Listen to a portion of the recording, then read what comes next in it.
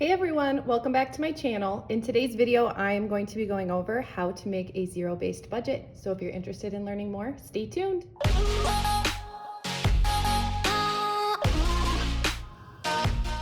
Okay, in today's video, I'm going to be talking about how to put together a zero-based budget, and I'm bringing back my A5 binder. I talked about this binder in my last video, so if you haven't seen it, go check it out.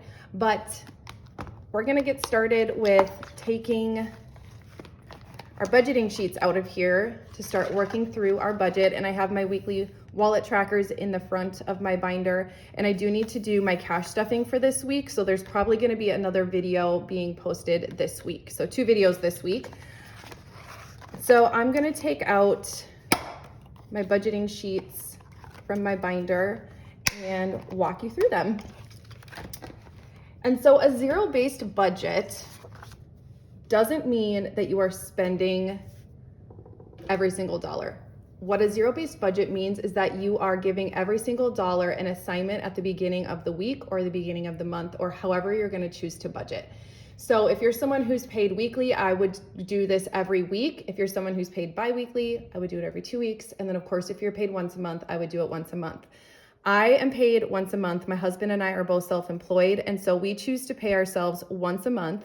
But I do weekly check-ins with my budget to make sure that we're staying on track. So I'm doing an example budget for our video today. So this is not my personal budget. This is just an example. I'm going to keep it really simple, especially for people who've maybe never put together a budget before. And if you're someone who's never put together a budget before, I recommend going and printing off your bank statement from last month and taking some different colored highlighters and just going through and like highlighting different categories on your bill so you can kind of see where you're spending your money.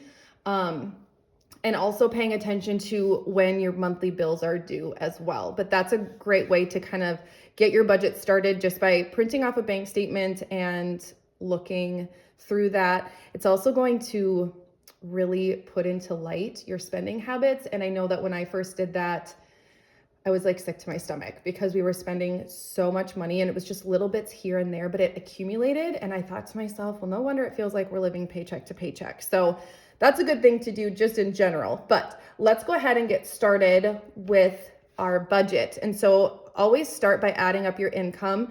So in this example, this person works a job and also has a side hustle. If you're married, you're going to want to put in you and your spouse's information, or if you're with someone and your finances are combined, I would put all of that up here so that you're working off all of that income. So in this example, this person is paid bi-weekly, so this is going to be a budget for every 2 weeks. And for their job, they get paid $2,000 every 2 weeks for a total of $4,000 a month. And then their side hustle, they generate $500 every 2 weeks. And depending on where you're located, some of these numbers might seem really big or really small, but again, it's just an example. So for rent, we are going to budget $500. So that would mean that rent is $1,000 a month. So since this person is paid twice a month, we're going to do half. So utilities, that would be like your heating, your air conditioning, your electricity, and things like that. We're going to budget $100. For internet, we're going to budget $40. For phone, we're going to budget $50. Car insurance is also going to be $50. And then subscriptions, we're going to do $25. And that would be like apps that you have on your phone, maybe any streaming services that you have, just things that you're paying for every single month that are, subscriptions. So then I'm going to add up those totals. So we're going to do 500 plus 100 plus 40 plus 50 plus 50 plus 25. So that equals 765. All right. And then I forgot to do this earlier, but you're going to want to add up your different avenues of income. So $2,500 every 2 weeks. So then So $2,500 minus what you're paying for your monthly bills. So that would mean $1,735 is what we have remaining after we pay the bills. So then the next sheet is our sinking funds, okay? And I always like to just put this number just off to the side so that I can know what I have remaining and what I'm working off of. Okay, so for groceries, and these are sinking funds, and I usually, the way I list these off is in order of importance, and I consider these things more on top to be like your four walls. So things that you need to live, get to work, keep your household running, things that are more important. The things down here are more like things that you could cut out if you really needed to. So like groceries, gas, household, clothing, personal hygiene, and vehicle maintenance. Like those things are necessities, whereas eating out, entertainment, spending, gifts, and things like that are more things that you could cut out or budget less on. So I like to start off with the most important things. So for groceries, we are gonna budget $200. Gas, we're gonna do $100. I'm trying to write big. I normally write kind of small. Household, we're gonna budget $40, and this could be like, you know, cleaning supplies, toilet paper, things like that, laundry things. For clothing, we are going to budget $100. Full disclosure, clothing is usually the category I always go over on every month. Could be because I have 4 kids, I don't know. Personal hygiene, we're gonna do $40. That would be like toothpaste, deodorant, shampoo, skincare, things like that. Vehicle maintenance, we are going to do $50. Eating out, we're gonna do $20. Entertainment, we're gonna do $50. Spending, I like to have a spending sinking fund because I'm a spender. And so when I allow myself to have that cash, it keeps me from going over budget in other categories. If you have kiddos, it's nice to have a separate fund for them. So when you're out and about, you have cash for when they like maybe ask for a treat or you want to take them on a special outing or something. And I have 4 kids. Their ages are 7, 5, 4, and almost 1. She's 11 months. And I've already started teaching my oldest the importance of budgeting, and he's actually going to do a video on my channel about how he likes to budget his money. So he loves making money and is always looking for work that a 7-year-old can do. And so I have this kid envelope, and my kiddos know that when the money's gone, they could ask for stuff, but the answer's going to be no. Gifts. This is another category that is really good to have for a sinking fund because gifts always sneak up on me. Those weddings, those baby showers, birthdays. Christmas, we're gonna budget $100 just because Christmas is getting close. And then miscellaneous, I kind of use this one as a buffer, and it's nice to just have a small buffer to pull from in case you need to. So I'm gonna go ahead and budget $20 for our miscellaneous fund. And so these are sinking funds. And so if you're not spending all of this from these different funds, it just can continue to accumulate. That's why it's called a sinking fund. And this is normally the things that I cash stuff. And so after we're done with this, I am going to show you my process for how I plan out how to get my cash from the bank and what that process looks like as well. So let's go ahead and add all of these up.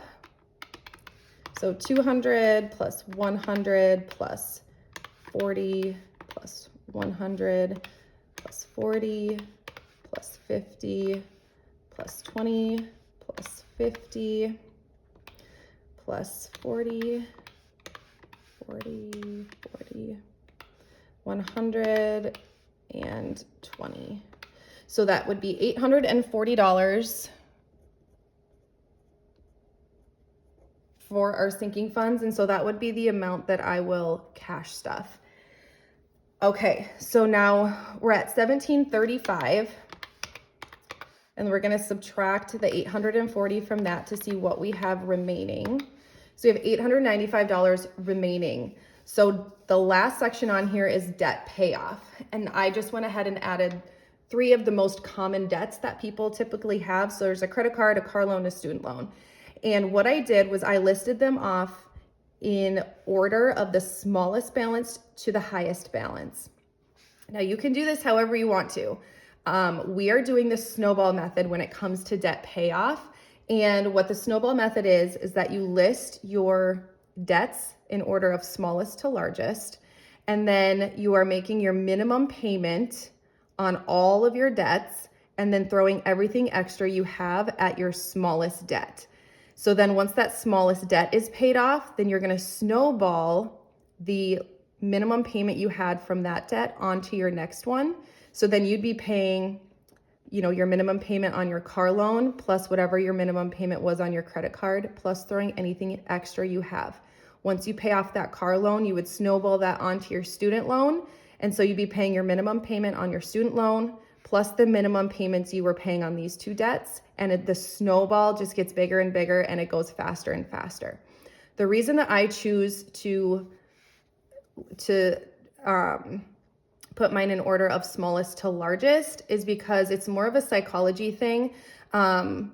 We started off with some pretty small balances and knocked those out right away at the beginning of our journey. And it just felt so good and gave us so much energy to just start throwing everything extra we had. And our snowball is really starting to accumulate. We've paid off quite a bit of debt. Those student loans, man, I tell you what. So we still have a ways to go, but we can feel the snowball rolling, and it's just such an amazing feeling. So $895 is what we're putting towards our debt. Now imagine if you are debt-free, that $895 could be put other places. And that's why it's so important to my husband and I to become debt-free so that we can give generously and invest wisely. Those are our 2 biggest financial goals right now. So let's say that your minimum payment for your credit card is $76. Your minimum payment for your car loan is $400, which is pretty standard. And then your minimum payment for your student loan is $300. Okay, so what we're gonna do is start with the car loan. So we are gonna put $400 towards this car loan because that is the minimum payment. We're paying that anyway. And then our student loan, the minimum payment is $300. Okay. So now we'll subtract 400 and 300, which gives us 195. So your credit card minimum payment is $76, but you're gonna put a payment of 195 towards that credit card. And now every dollar from your paycheck has a name. It has a job. So then the other 2 columns, I like to put a check mark once I've paid it because there's just something that happens in my brain, and maybe you're the same way. I don't know if it's some sort of chemical that happens in my brain or what, but it feels so good once I've paid that to just be able to check it off. It's like dopamine, I don't know. So then I would write down the new balance.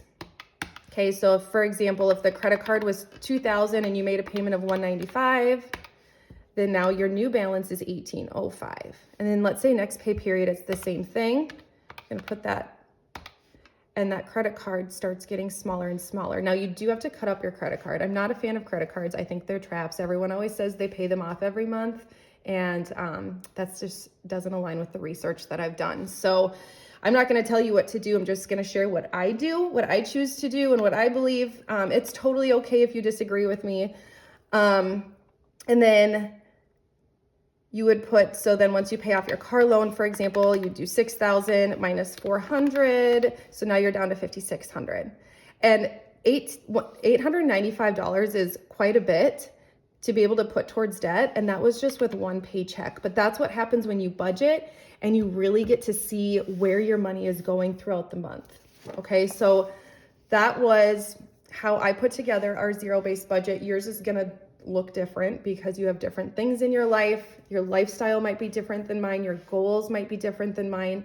And I do recommend that when you're going hard at your debt like this, that you do have an emergency fund in place so that you're not like left hanging. So we do have an emergency fund in place in case something were to happen. We're able to pay cash for that. And then you could, if you don't have an emergency fund and need to build one up, you could turn that into a sinking fund and do some sort of savings challenge for that. Okay, so now I'm gonna show you my process for how I get cash to do my cash stuffing. And so this is my cash planning worksheet.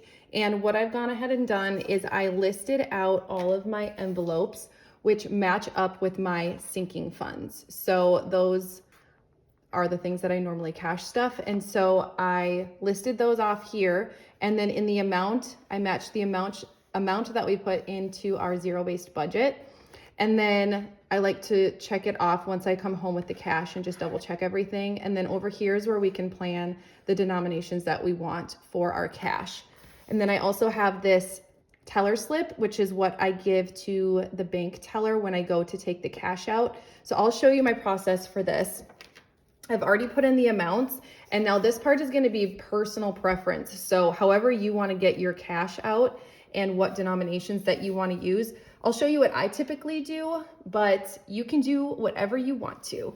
So groceries, we budgeted $200. So I normally like to do a 100 and 250s. And so what I did was I put a 1 in the 100 and then 2 in the 250, so that together equals 200. For gas, we budgeted 100, so I'm gonna do 250s for that. Household, we budgeted 40, and I like to do 10s for household, so we'll do 4 10s. For clothing, we budgeted 100, so let's do a 50, 2 20s, and a 10 to equal 100. For personal hygiene, we budgeted 40. I also like to do 10s for personal hygiene. Vehicle maintenance, we budgeted 50, so let's just do a 50. Eating out, we budgeted 20, so let's do a 20 for that one. For entertainment, we budgeted 50, so let's do 2 20s and a 10. Spending, I like to do 20s for my spending, so we'll do 2 20s. Kids is 40, we'll do 2 20s for that. Gifts is 40, we can also do 2 20s for that. And then Christmas is 100, so let's do a $100 bill for that. And then miscellaneous is 20, and I like to break this up into 5s. So we'll do 4 5s for that one. I normally don't bother with 1s. I know some people like to cash stuff like exact numbers, so that column is there for that, but I normally don't bother with 1s. If I have them left over in my wallet, I do a $1 savings challenge, but I don't usually cash stuff with 1s. So now you're gonna go through and add up all of these columns. And this is a sheet that will be on my store. I'm hoping to get that launched in the next couple of weeks. I'm creating the website myself, and it's just tedious. And so I'm working on it, I promise. I know I keep talking about it. So we'll add up all of these columns here. So for the 100s, we have 2 total. For the 50s, we have 2, 4, 5, and 6 50s. 20s, we have 2, 4, 6, 8, 10, 11. For the 10s, we have 4, 5, 9, and 10. And then for the 5s, we have 4 of those. So that is when I would take my teller slip, and some people like to just use the teller slip and skip this step. I like to know what I'm looking at. So I did leave this tally column here so that the people who skip this part can just tally up what they want. So I'm gonna skip the tally part for now, but you would basically just do tally marks the same way I just marked up these columns here. So then for the quantity, so we'll just copy down what we have written right here. So for the quantity, we have 2 100s, we have 6 50s, we have 11 20s, 10 10s, and 4 5s. Now this is the part where I pray my math is correct. So I'm gonna grab my calculator and we're gonna add this up. So 2 100s would be 200. So we'll multiply 6 by 50 because we have 6 50s. So that's 300. And we have 11 20s. So that's 220. And then we have 10 10s, which is 100. And then we have 4 5s, so that is 20. And the number that we want this to add into is the 840, which was our total for our budgeted sinking funds. So now we'll add that together. 200 plus 300 plus 220 plus 100 plus 20, and we get 840. So then what I do at my bank is I just go in with my teller slip and my debit card, and I just let them know I would like to take cash out with these specific denominations. They take the teller slip, I insert my card, I sign my name, and then they bring me my cash, and it's super easy in and out, and then I get to come home and do my cash stuffing. I hope this video was helpful for you in learning how to set up your very own zero-based budget. Just remember that a zero-based budget doesn't mean that you're spending every dollar. It just means that you're giving every dollar a job ahead of time. Be patient with yourself in the process, especially if you're new, because it takes a couple months to catch on. I'll see you guys in my next video. Thanks for watching.